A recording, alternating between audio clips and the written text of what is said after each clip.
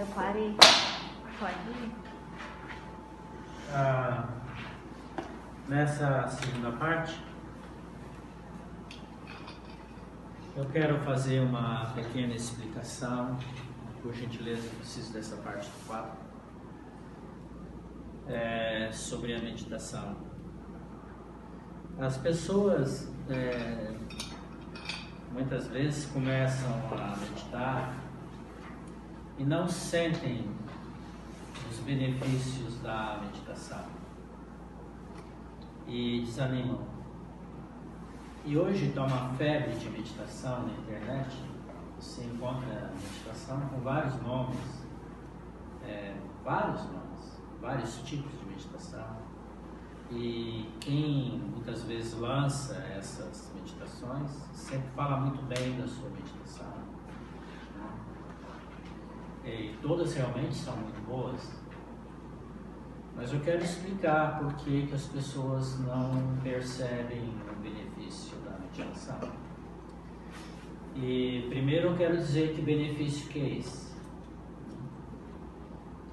E eu vou usar a minha experiência própria para relatar o que está acontecendo e um pouquinho de ciência da meditação. Quando a meditação começa a fazer efeito, você sente o Roberto Carlos, a força estranha. O que é esta força estranha?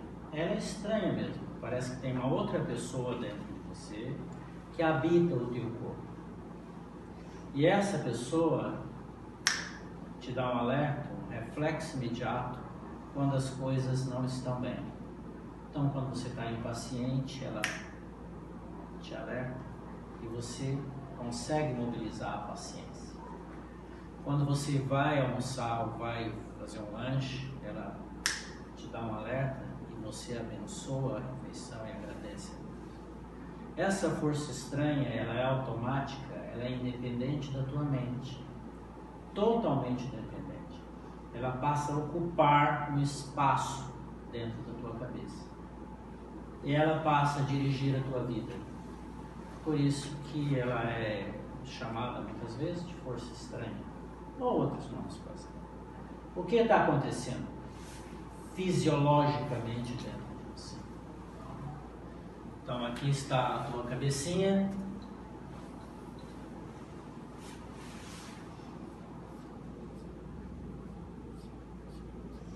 O teu corpinho.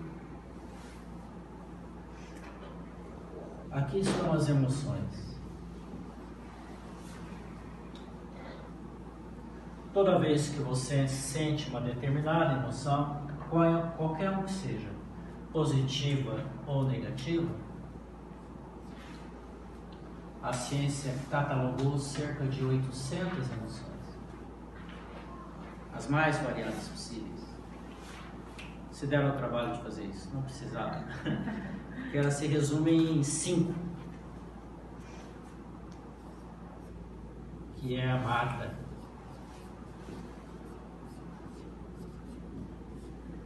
O M, medo. o A, amor. O R, Raiva. o T e o A, alegria. Então se resume nessas 5 emoções, as 700 emoções. Toda vez que você sente uma determinada emoção, dispara uma química dentro da tua cabeça, no teu cérebro, produzida dentro do teu cérebro. Essa química a ciência chama de neurotransmissor.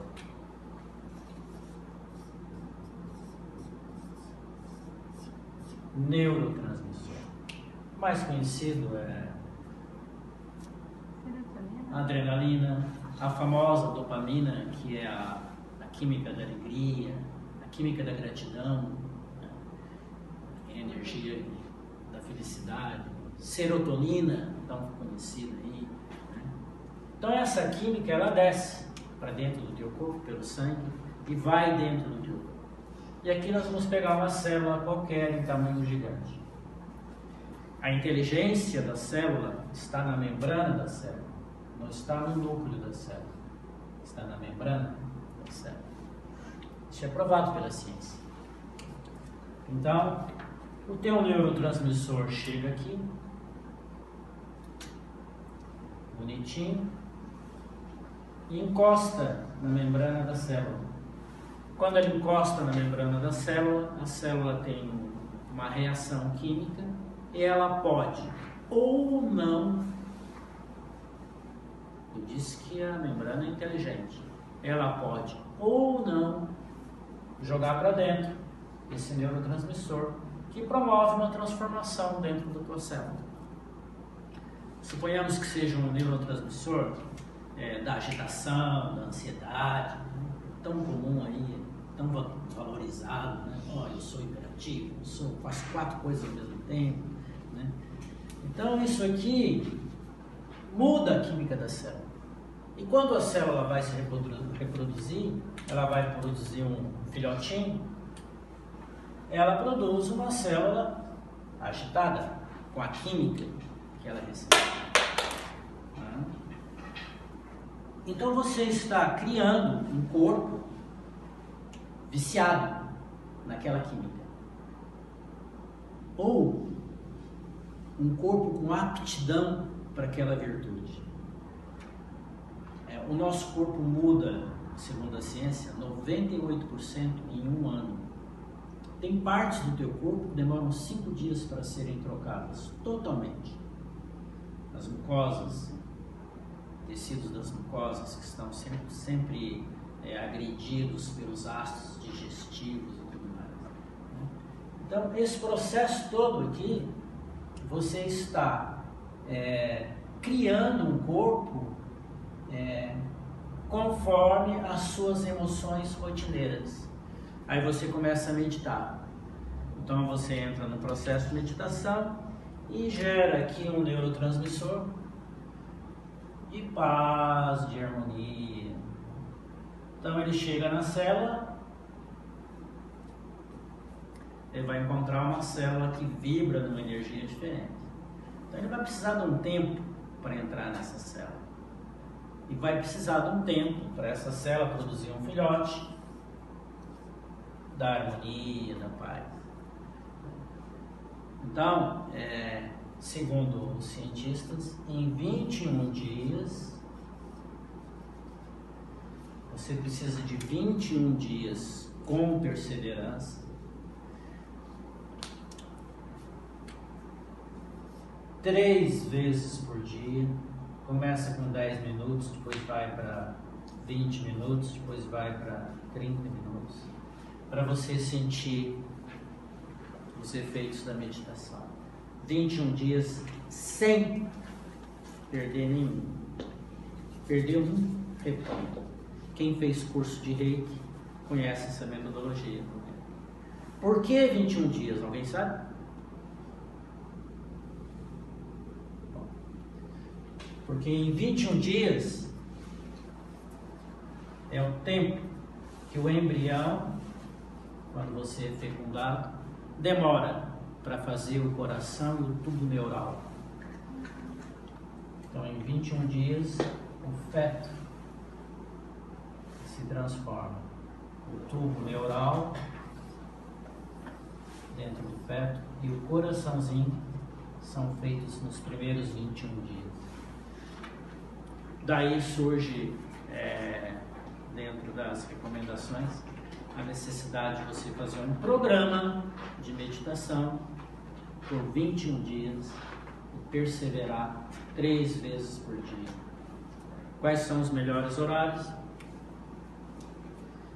Com esse frio é ótimo, 6 horas da manhã. Melhor horário. Por que 6 horas da manhã é o melhor horário? Porque tua mente está vazia. Começou a correria do dia. Outro horário à tarde e outro horário à noite. Então você vai em busca da força estranha. Quando você sentir a força estranha, aí você vai se animar. Porque é uma coisa muito legal. É uma outra Tônia. Tá? É uma outra Fernanda que vai surgir dentro de você. Ok? Alguma pergunta? Isso é ciência. Aonde você vai ver isso? Você vai ver isso no livro Quem Somos Nós, se você quiser comprar para ler. Tem filme desse livro. Quem Somos Nós. E essa parte da ciência aqui você vai ver no livro Biologia da Crença.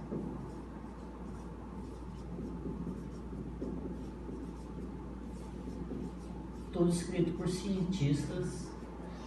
Você vai encontrar também a parte de neurotransmissores, que já tem uns 30 anos.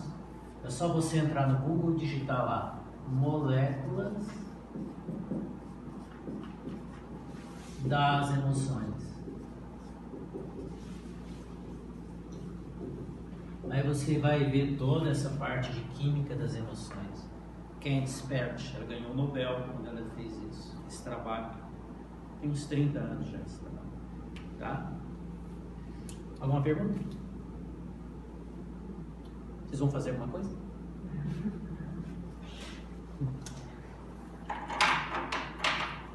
De nada adianta saber se você não faz nada com isso. Posso? Pode fazer. Daniel, vai fazer pergunta.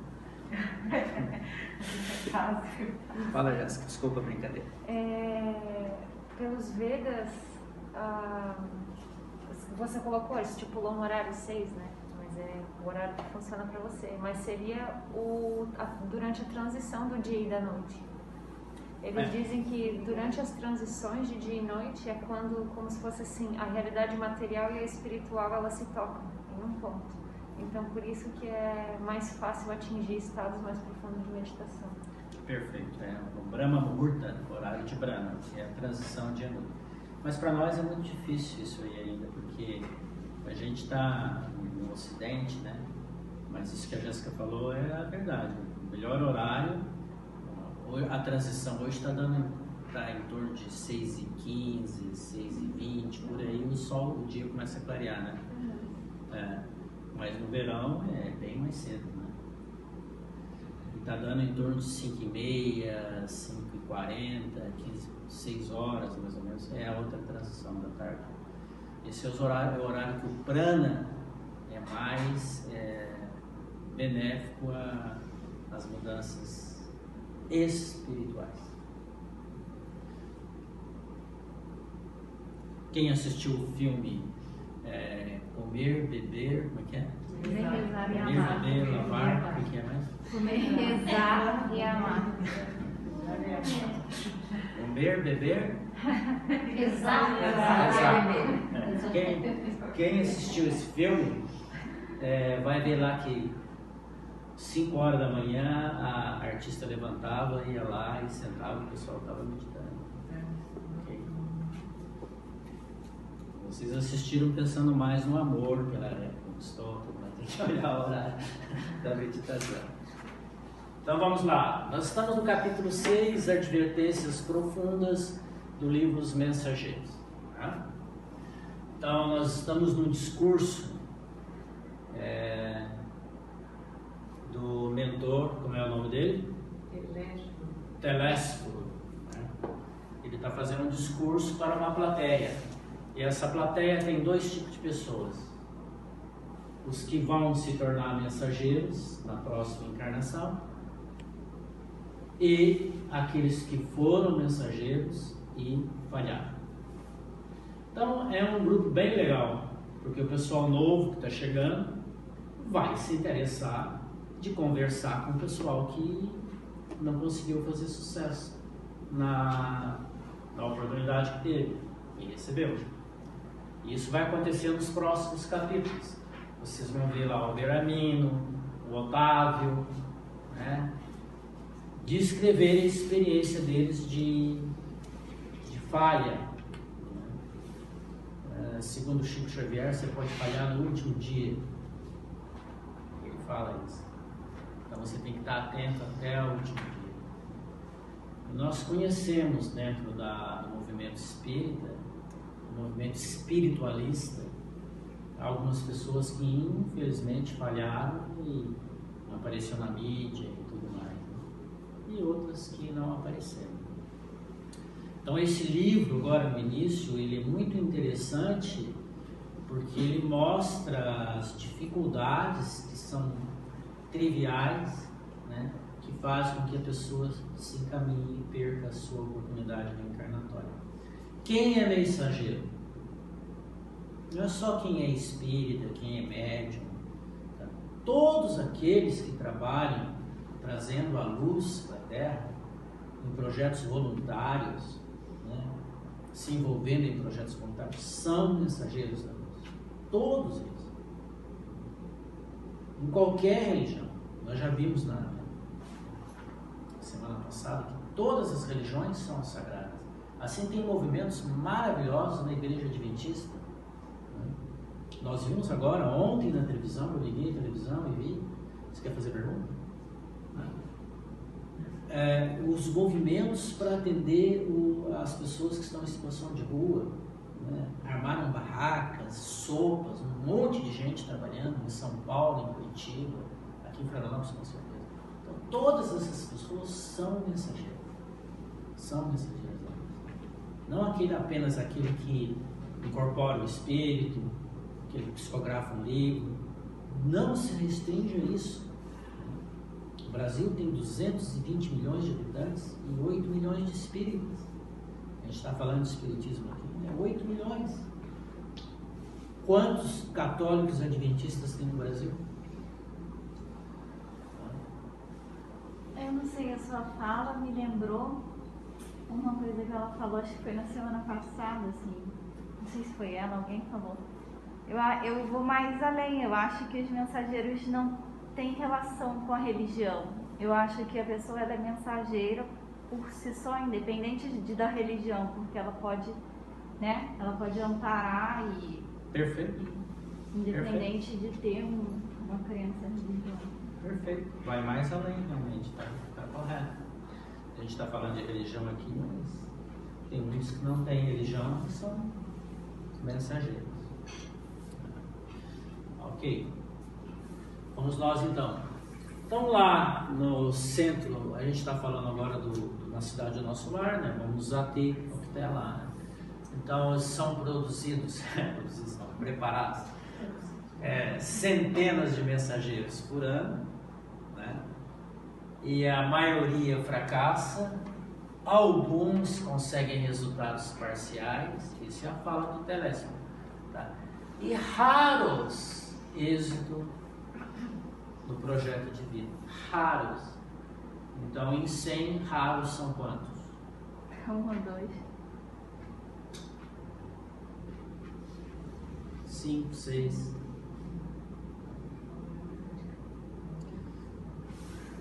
O que está coerente com o discurso da Mônica Medeiros, da Cheliana, que era 6% da população da Terra que estava com a luz, né, no painel da Cheliana lá, 6%. Tá? Então, agora vem aqui as dificuldades do processo de você ser mensageiro. Ele está falando das dificuldades, né? Esse é o tema do capítulo. A primeira é você lembrar das realidades eternas na carne. Ou seja, você está encarnada e você separar tempo seu para viver as realidades espirituais, para experimentar as realidades espirituais. Não ficar apenas na conquista da vida material, se dedicar apenas a isso, né? Então, a tua vida, teu dia tem 24 horas, e eu falei em 1 hora de meditação. 1 hora em 24.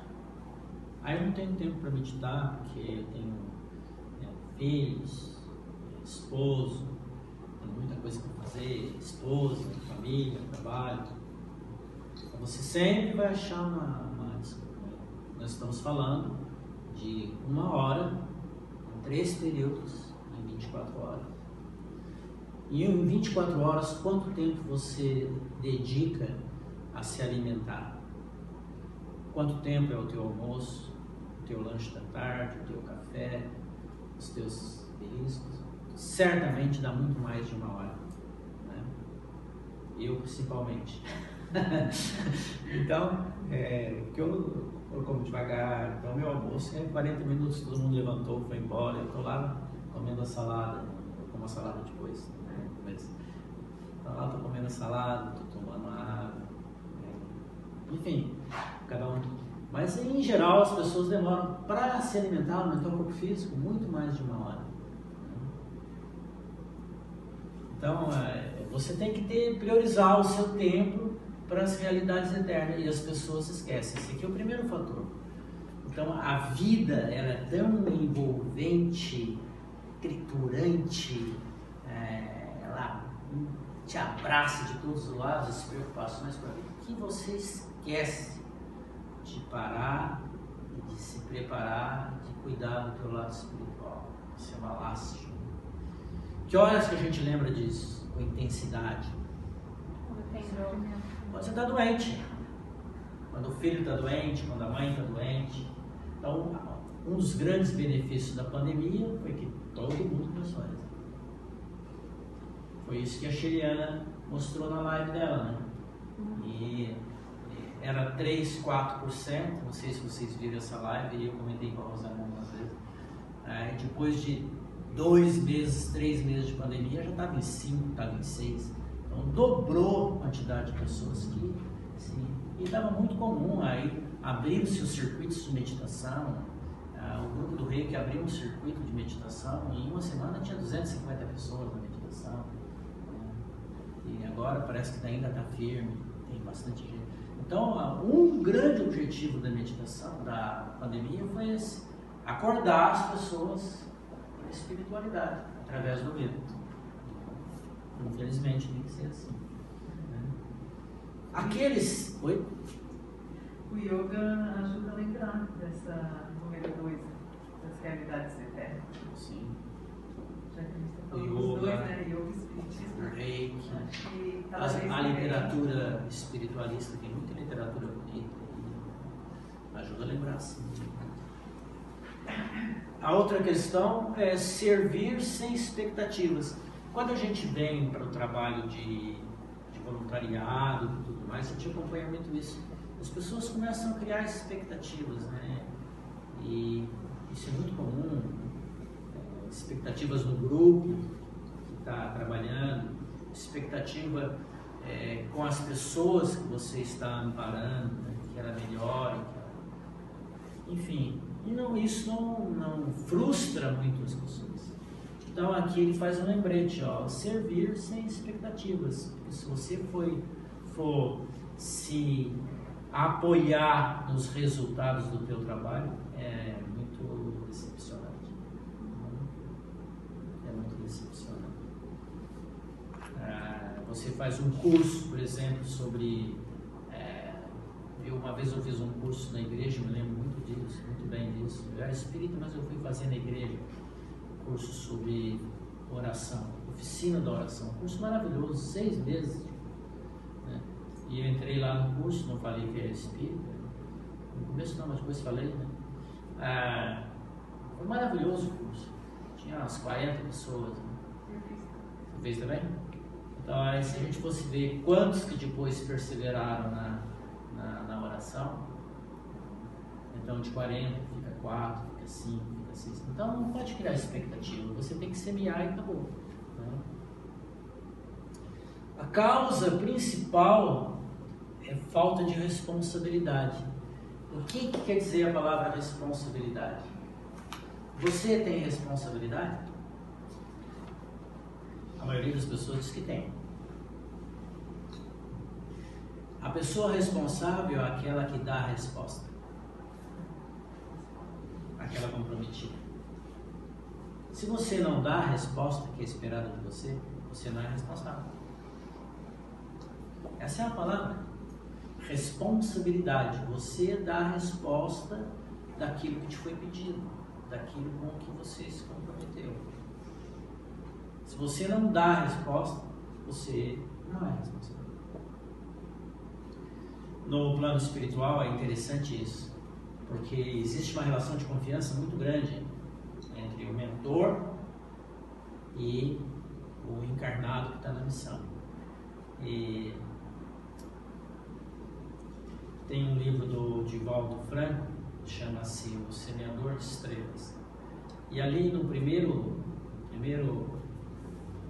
capítulo, ele fala do diálogo que ele teve com a Joana de Ângeles, que é a mentora dele.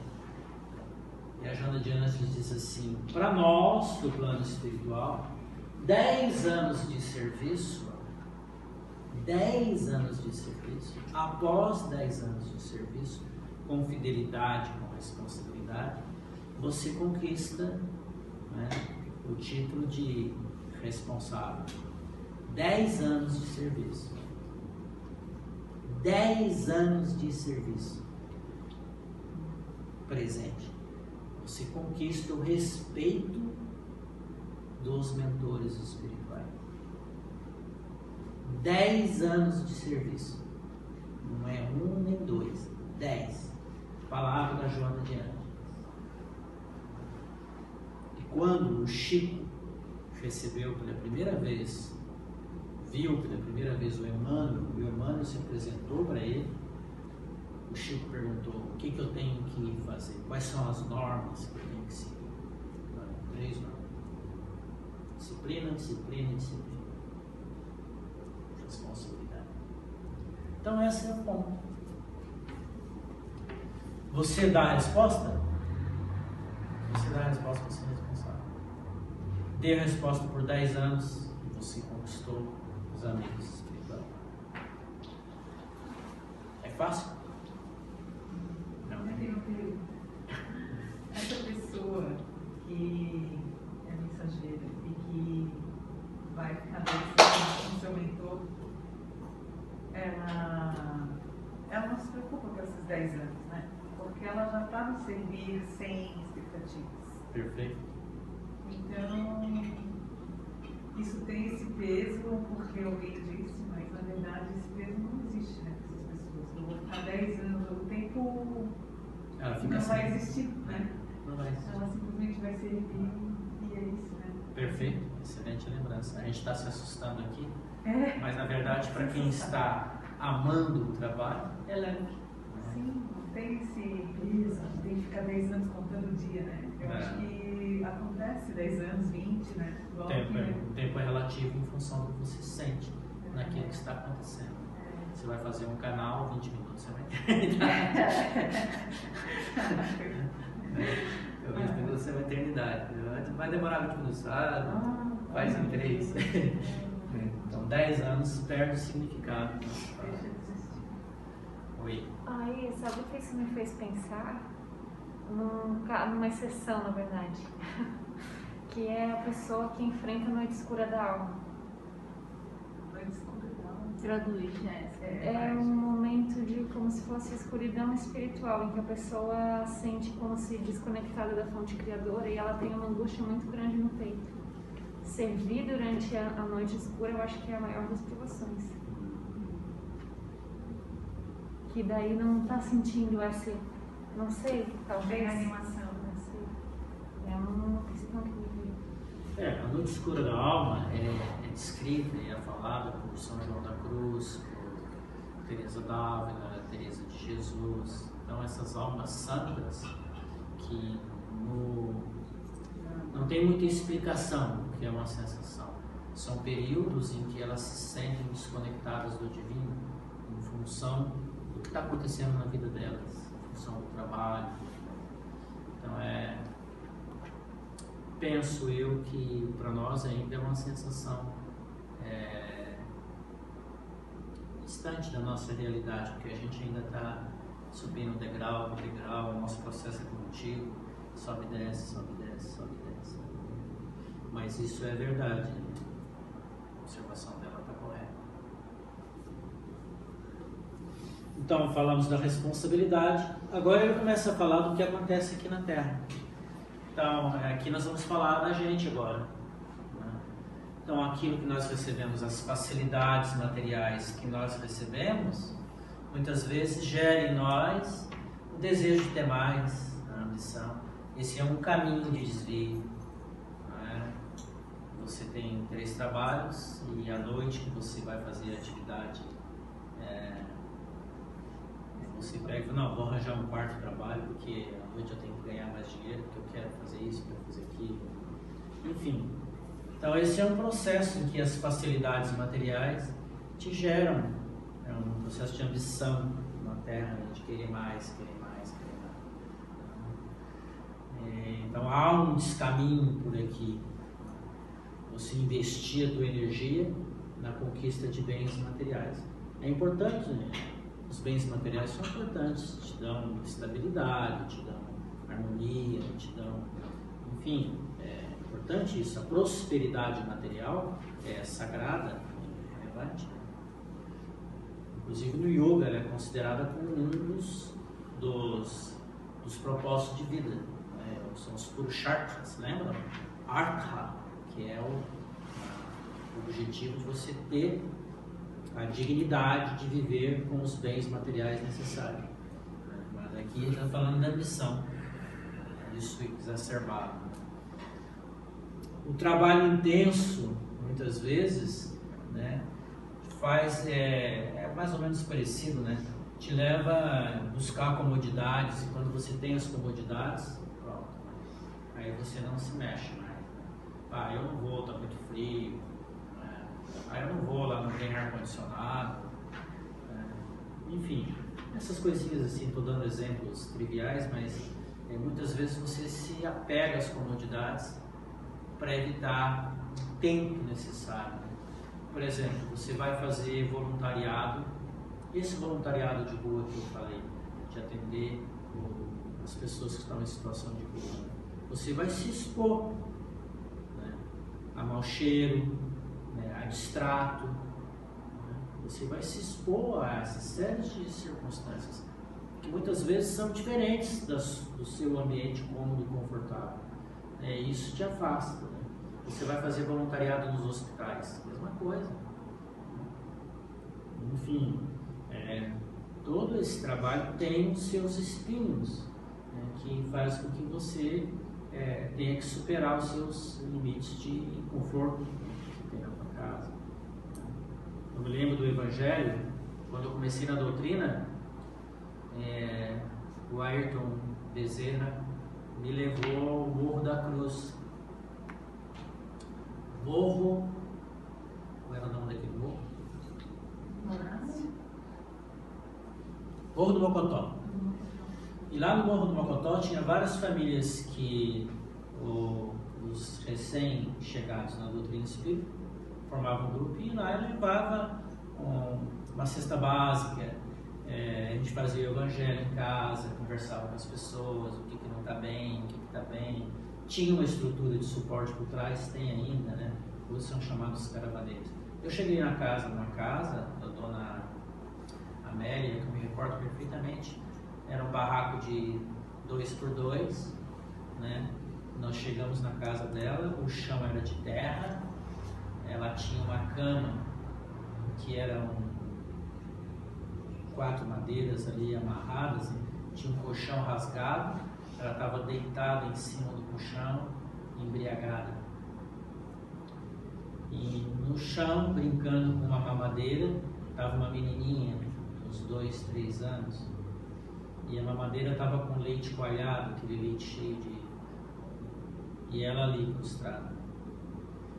Então esses choques de realidade, isso me mexeu muito comigo, no sentido de que, na época eu era iniciante, mas no sentido de questionar a vida, questionar as minhas comodidades. Né? Eu tinha um filho novo, de 3 anos de idade, e eu voltar para casa e encontrar meu filho lá, saudável e tudo. E a Maria Amélia naquela situação, quando ela era Maria Amélia. Então esses choques de realidade podem te afastar muitas vezes do teu caminho. Ou, pelo contrário, te convencer, não, eu vou ajudar essas pessoas. E eu ir lá é muito importante. E a gente via no rosto dessas pessoas que a gente visitava, me lembro da dona Olga, a alegria dela de receber a gente. Ela varria o barraco, botava uma toalha em cima da mesa, botava um jarro de água para a gente tomar água, para a gente subir aquilo ali que era difícil de subir. Né? Hoje está muito diferente, isso foi em 1978, 79. Então Hoje mudou muito, graças a Deus mudou muito. Então, esse aspecto está presenciado aqui, né, nesse item. Você vai ter choques com a realidade e que vão mexer muito com você, quando você se envolve com isso. Outro aspecto que ele fala aqui, as afetividades que te cercam muitas vezes se transformam em desvios sexuais, né? A pessoa se desvirtuar. Um dia eu quero mandar postar no grupo uma descrição do desvio que fez com que Valdo Vieira se afastasse do Chico Xavier. Isso está numa live do Geraldinho Lemos, a descrição da situação. Eu vou postar para vocês, para mostrar como essas questões aqui são graves na vida dos mensageiros. E nós temos o exemplo recente do João de Deus, que infelizmente faliu na missão dele, lastimavelmente. Era uma missão muito bonita. A preguiça, eu não preciso falar, todo mundo sabe o que é isso. Né? Preguiça por causa dos interesses da vida espiritual. Hoje é um dia, por exemplo, que dá preguiça. Né? Quase que eu não vim. E os interesses egóicos aqui é muito importante. Por isso que eu coloquei em vermelho. A gente lida aí 10, 15 anos no meio espírita e vê muitas vezes como a vaidade, o ego, solapa as conexões espirituais dos médiuns. Uma vez eu recebi uma comunicação de um espírito e ele dizia assim que, infelizmente ainda, as casas espíritas são cipoais de egos. Porque a casa espírita é feita de gente, não só a casa espírita, mas todas as organizações religiosas ou não religiosas são cipoais de ego. Né? Ou seja, o que é um cipoal? É uma barreira que quem faz trilha evita o cipoal, porque você cortar aquilo tudo ali é difícil. Então, a questão do se apaixonar pelo fenômeno, né, de endeusar os médiuns, né? Eu vi isso muitas vezes, né? O médium que, se o médium não tomasse cuidado, ele virava a celebridade do centro espírita. Acho que você viu isso também. E é muito perigoso, são armadilhas terríveis. Né? A pessoa sai, perde toda a sintonia dela quando o ego flora. Né? E isso está relacionado ao poder do grupo. Por isso a regra do aniceto, né? Do grupo, que o reconhecimento não é individual, é da equipe toda. Essa é uma regra importante. Por isso é bem lembrado, né? Porque na equipe dele vão despontar aqueles mensageiros que têm poder, coloca a mão na cabeça da pessoa e ele tem a energia dele, a conquista da energia dele faz muita diferença em relação ao outro que vai dar um passo. Então, o sucesso é do grupo, a falha, né, é do grupo, não da pessoa. Muito bem lembrado. Então, aqui está a questão do ego.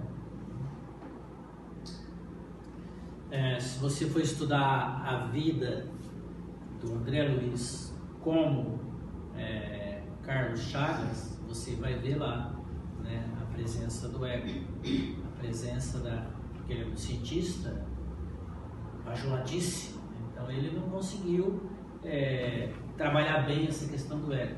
E quando ele desencarnou, ele teve dificuldade com isso, com a questão do ego.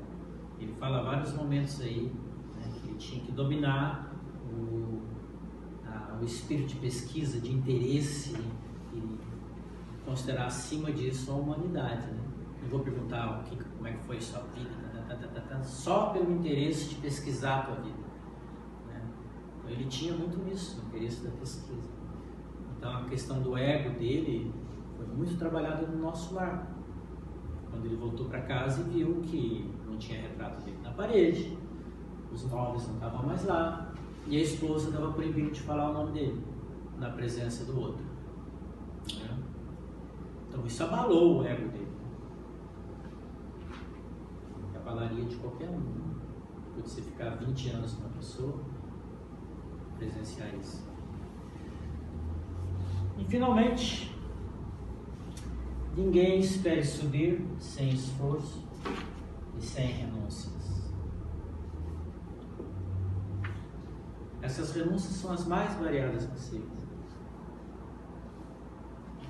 Incompreensão, muitas vezes da família, né? Porque muitas vezes a família te exige que você esteja lá 100% e não aceita 80% porque os 20% você está dedicando a um trabalho. Né? Todos vocês passam por isso. Você não vai para lá, mãe? Mas e aí, como é que eu vou fazer? Eu vou ficar em casa sozinho? Então tem sempre que se administrar isso. Isso é um espírito de renúncia, muitas vezes. Esforço não precisa falar, né? Todo mundo sabe o que é. Então está aqui o nosso capítulo 6, em que o Telésforo está fazendo um alerta geral para todos a respeito da missão de mensageiros da luz. Em seguida a esse capítulo, começam as conversas. Então, o primeiro que vai aparecer para conversar, para expor, as conversas com os mensageiros que falharam. Agora, os próximos capítulos vocês vão ver o Otávio falando, né? O Belarmino falando. E tem experiências aí muito interessantes. Vai ser muito rico você ouvir como, às vezes, uma dificuldade singela, que a gente acha que é singela, atrapalhou a vida da pessoa. Por exemplo, ciúmes.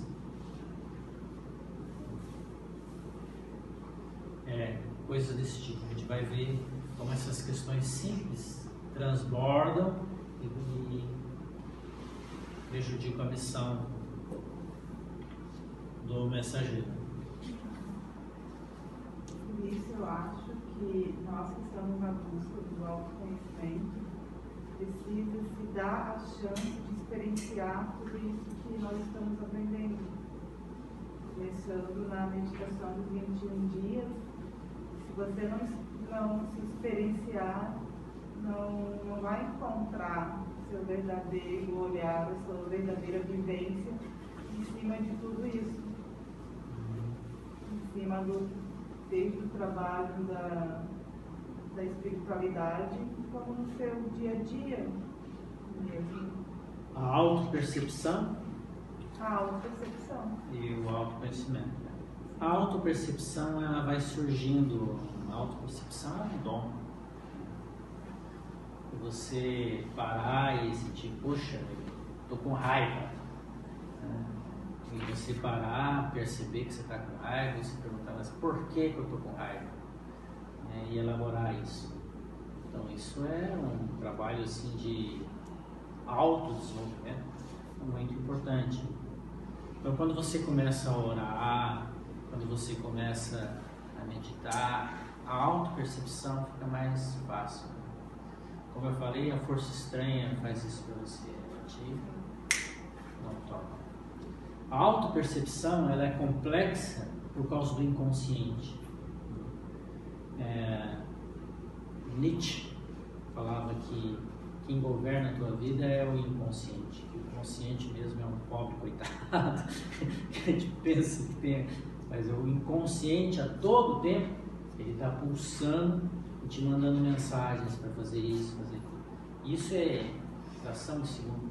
Você não percebe que está tendo estímulo de raiva, porque a raiva vem. E você só vai perceber se alguém te falar, poxa, Antônia, você está irada.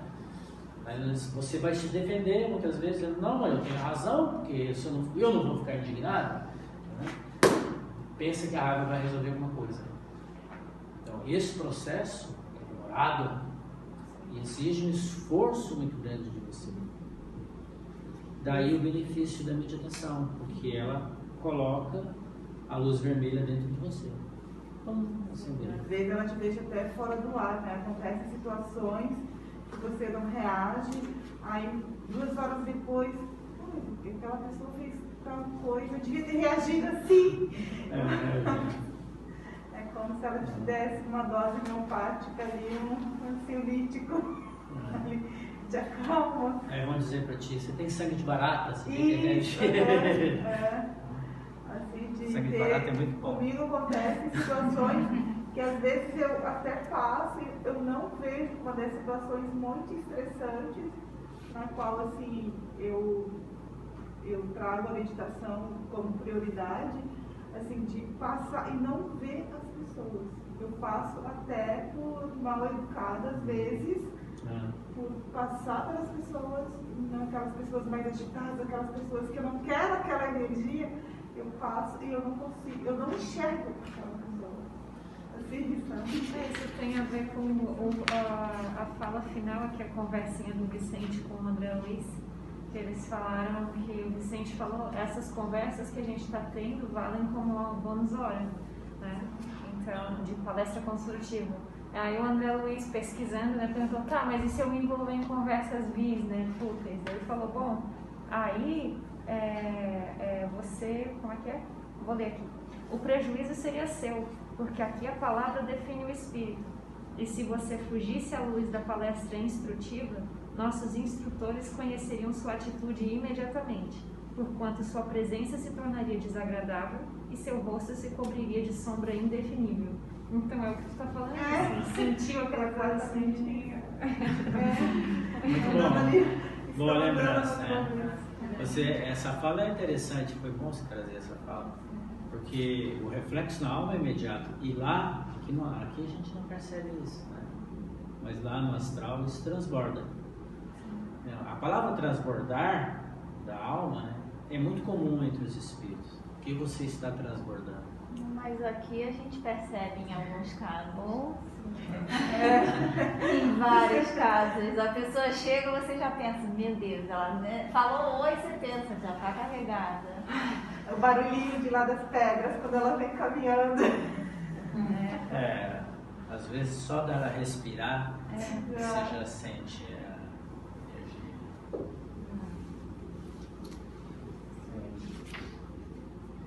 Há mais alguma questão, Heloísa? É correto a gente dizer que o desenvolvimento espiritual nunca é teórico? Se é certo a gente dizer que o desenvolvimento espiritual não é teórico. O que vocês acham? Sim. O que vocês acham? Eu acho que sim. Fala, Fernandinha. Acho que a teoria linda no livro. Eu quero ver praticar. Mas desperta, né? Por um lado, eu não sou tão assim, radical. Eu acho que as duas coisas são ótimas, né? O conhecimento ele é necessário. E às vezes a pessoa leva um tempo para digerir aquilo, né? Ou ela não está no momento de ler, daí ela lê, mas ela não faz nada. Mas se ela estiver no momento, ela vai ler e ela vai dizer, meu Deus, vou fazer isso. Eu acho que Então sim. acho que desperta, né? Vem uma imagem assim na minha cabeça que a gente fazer o estudo, ler os livros, meditar, é como se a gente calçasse um sapato, um tênis.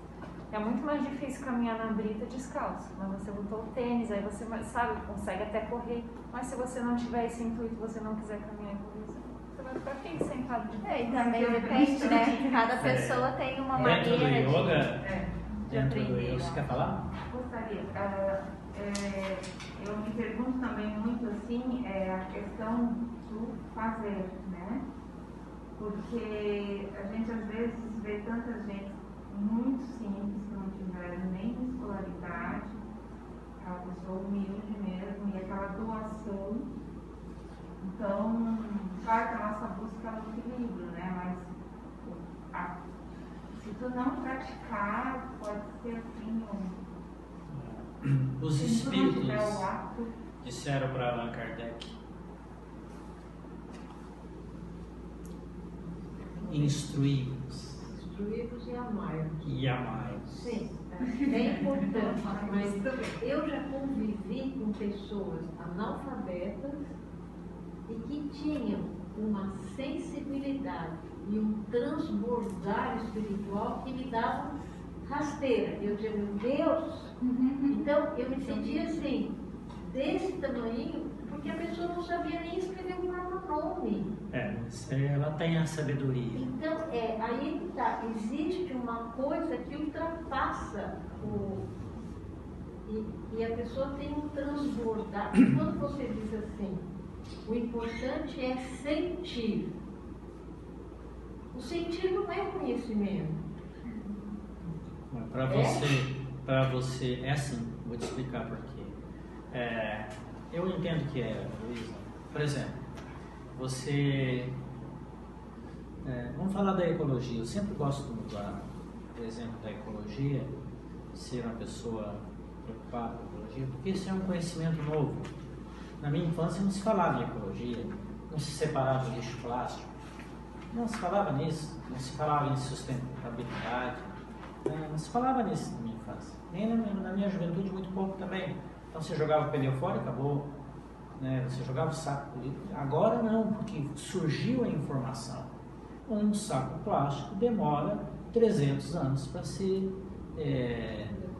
decomposto. Você liga a televisão e aparece lá a praia linda, maravilhosa, com um monte de garrafa PET. Você vai na praia e vem saco de lixo boiando perto de você. Então houve um despertamento que é conhecimento a respeito disso tudo. Então daí surgiu sentir a necessidade de cuidar do nosso planeta. Então o sentir, ele se baseia na informação, na instrução, O sentir a mata pegando fogo, a destruição da mata, você sabe que consequências que vai ter aqui. Então o sentir, ele se apoia no conhecimento. Você usou a palavra desenvolvimento. O que é desenvolvimento? É um andar, um caminhar, certo? Então, se você vai dar um passo, a tua perna está apoiada na perna que está atrás. Aqui está o conhecimento e aqui está a ação. Aqui está a ação. Então, uma pessoa que não tem nenhum diploma e vive lá no meio do sertão do Agreste, mas é uma alma, e essa alma traz uma bagagem, e muitas almas estão lá em missão, que são almas poderosas, que estão lá como coordenadores da comunidade, estão ali para trazer benefícios para a comunidade, e são almas sábias, mas nunca abriram um livro, nem pegaram um lápis, não sabem escrever. Nessa vida. Mas você começa a conversar com ela começa a falar, você fala, meu Deus, de onde que vem isso? Então a sabedoria inerente, inerte na alma está em todos nós. Nas comunidades indígenas. Que a gente chama de primitivos, a gente tem a ousadia de dizer que eles não são primitivos. O que é isso? Eu tenho uma grande amiga que visitava a comunidade indígena ali no Morro dos Cavalos, acho que é o Morro dos Cavalos. E ela contou para mim uma vez, se abriu e falou, eu cheguei lá muito acelerado e tal, ela é bem imperativa, assim, inteligente, brilhante, Ela chegou e começou a conversar, papapá, aí uma indiazinha virou para ela e disse assim, por que ela é professora, né? Por que a senhora está tão corrida? Aí pegou as coisas, papai, os indígenas naquela paz, né? Aí a indiazinha falou, meu Deus, por que a senhora está tão corrida? Ela falou, não, eu estou querendo fazer as coisas, tal. Falou, não, meu pai diz que quem tem pressa não ouve Deus.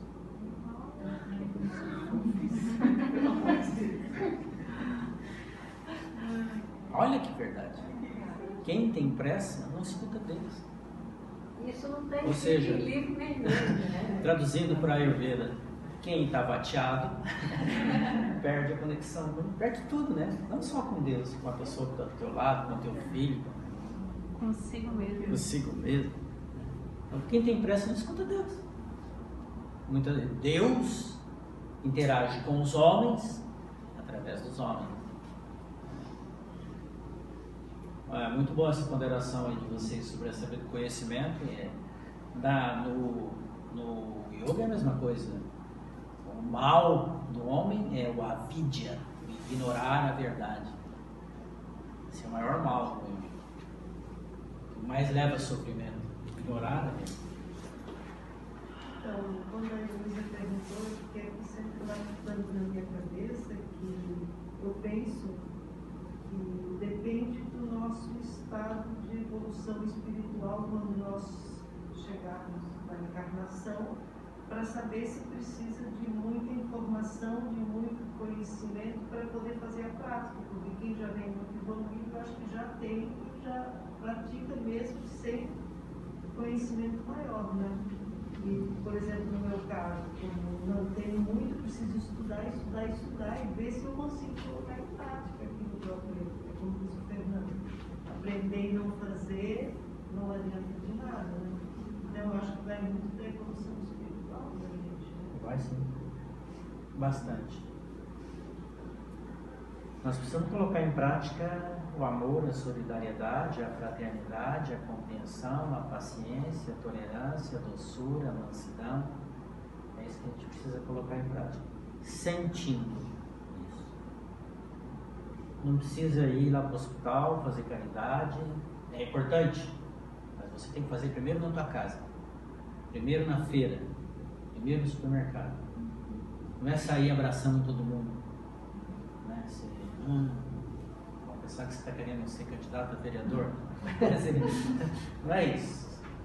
É você ser autêntico nas suas coisas. E exercer o desejo de ser bom. De orar para o próximo. Isso que é importante. Respeitar o próximo. Mesmo que ele esteja errado, esteja fazendo um absurdo. Respeitar, tratar com dignidade. Esse é um exercício grande de humanidade. São 8h25, dá para dar mais um exemplo? Não sei se eu já falei aqui do irmão Jacob, quando ele desencarnou, né? Que tinha 10 desencarnados para fazer a viagem da Terra para o astral, tem que fazer uma viagem para lá, né? E os 10 eram opacos.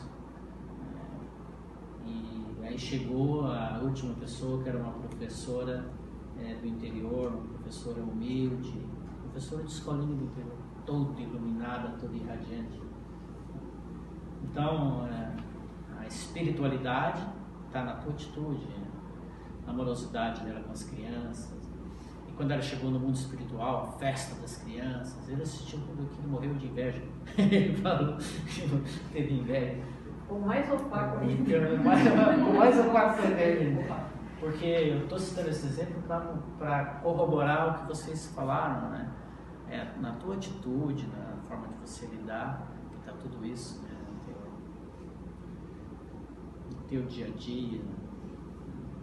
Até no falar ao telefone, você atendeu o telefone. Então é uma mudança de vida que a gente tem que fazer. O lugar mais difícil de fazer isso é com teu filho, teu marido, com tua esposa, com teu pai, com tua mãe. É o mais difícil. Porque ali a relação é visceral. Eles falam que tem que falar, tudo que não pode falar lá fora, eles falam para ti em casa. Porque estou na minha casa, eu posso te tratar. Dizem que as pessoas que são mais próximas, tu sente mais a vontade, mais liberdade, né? De ser como tu é mesmo, assim, no fundo, né? Assim, as coisas que tu lá, não aguenta, que tu lá, que tu não diz, talvez, fora, né? Mas aí tu, como a pessoa, a pessoa me aguenta como eu sou, né? Então ela que aguente, meio assim, né? E isso, por um lado, é bom porque as pessoas se soltam mais, mas por outro lado, as relações ficam complicadas. Né? Complicado. Então, em casa, você dizer por favor, obrigado, por gentileza, meu amor, né? Faz isso e tal. Né? Você atender bem, muito importante. Muito importante. As crianças aprendem direto assim, e os adultos aprendem. Um adulto aprende com o outro. Quando você começa a dizer por favor, muito obrigado, ele começa a falar com você também. E tudo tem que começar com você mesmo, né? Começa consigo e depois vai pro outro. É como falar eu te amo, né? Em casa. Você beijar um filho e dizer eu te amo é muito importante. Pode ser uma meditação, né? Para Deus, né? Foi o que eu achei também. Para Deus eu te amo. Ok? Bom, vocês não estão com frio? Eu vim da neve.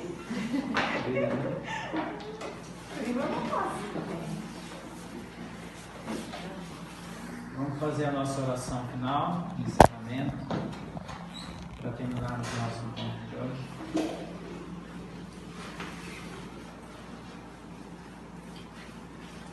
Vamos fechar os olhos e abrir nossos corações, acendendo um sol no peito, colocando um sorriso na alma, sentindo a presença de todo o plano espiritual que está aqui no nosso estúdio hoje, os mentores, os nossos companheiros de estudo que sempre vêm,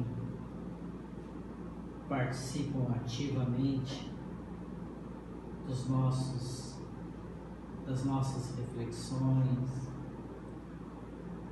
procurando colocar isso no coração para depois colocar nos lábios e nas mãos. Em nome do Cristo, a quem amamos profundamente, em nome dos nossos mentores que dirigem esta casa há 20 anos,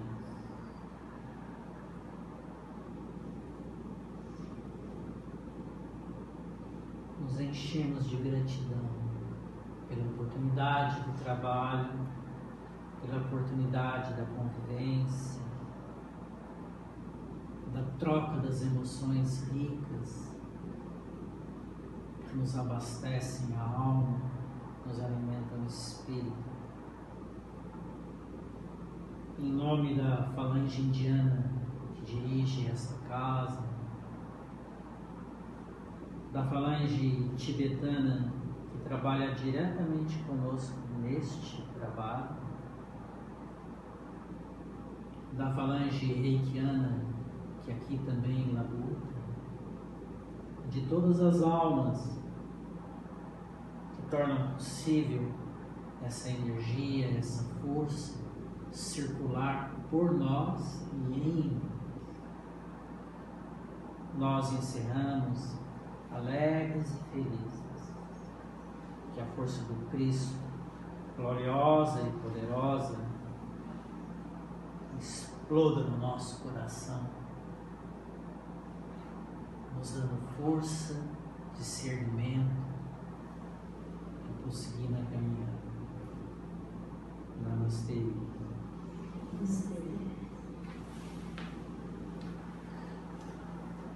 Obrigado, pessoal de casa. Tchau, tchau.